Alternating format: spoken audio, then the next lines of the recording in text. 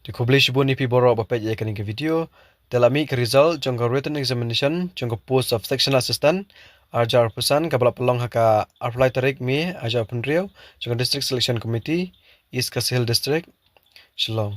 The eligible candidates bearing the following roll numbers are hereby to declare to have qualified to appear for the personal interview. Tikini kediki roll numbers kabala pass ya ka written examination jongka post of section assistant. Te ki bala haban appear so ka interview personal interview. Te ka sampai iki ron bojong pi ki bedan hangni suki pasuki.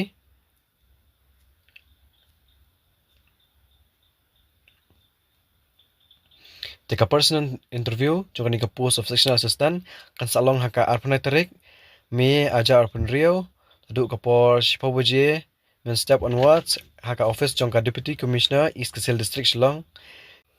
Tekani ka document verification for the post of sectional assistant.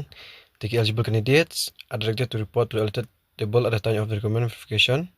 On the applicant pemesan aja open rio te eligible candidate ki deban late bay hakini ki report bay hakini ki table ke balap pengkre table 1 kini ki ron bag bal ain room table 2 kini ki ron bag ain room table 3 and then table 4 ain room te aspek bagi ron bojong pi pingat haka table yu datang kani kubli shipon.